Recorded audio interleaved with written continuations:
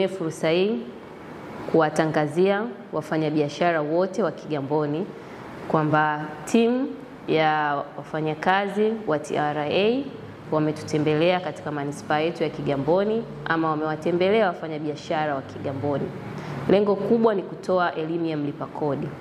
Niwaombe wafanyabiashara wote wa Kigamboni kuwapa ushirikiano TRA katika swala hili la elimu ya mlipa kodi.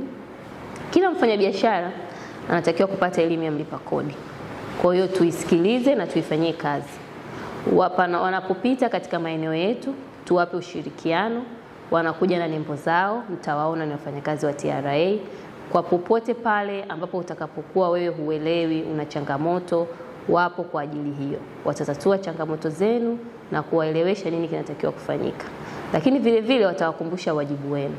Wajibu ni kwamba kila mfanyabiashara anatakiwa kulipa kodi. Hivyo basi, niwasihi wafanyabiashara wote ambao hamjafanya hivyo kufanya hivyo. Lakini vile vile kwa wafanyabiashara wote ambao hawajapata makadirio yao ya kodi, kufika ofisini ama kutumia fursa hiyo kujua ni namna gani mnaweza kukadiriwa makadirio yenu ya kodi. Kwa leo nimepata bahati ya kutembelewa na maafisa wa TRA.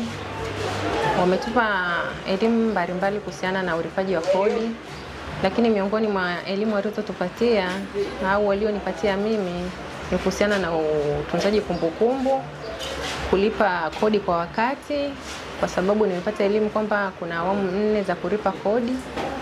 Awamu ya kwanza, awamu ya pili na ya tatu na ya 4, lakini tukizingatia awamu ya kwanza inahusiana na kufanyiwa tathmini ya biashara yako na jinsi gani unaweza kulipa kodi kwa awamu 4 bila usumbufu wa aina yote ile.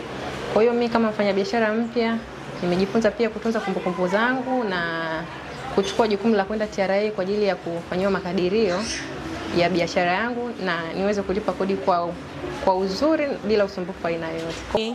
Kwa mimi nashukuru nimejifunza kitu kwao kwa kunielimisha, kwa sababu makadirio muda mwingine tunakuwa tuelewi jinsi wanavyotukadiriwa. Lakini nashukuru pia kwa kutuelimisha jinsi ya kuweka kumbukumbu zetu za mauzo ili tuweze kwenda kukadiriwa vizuri.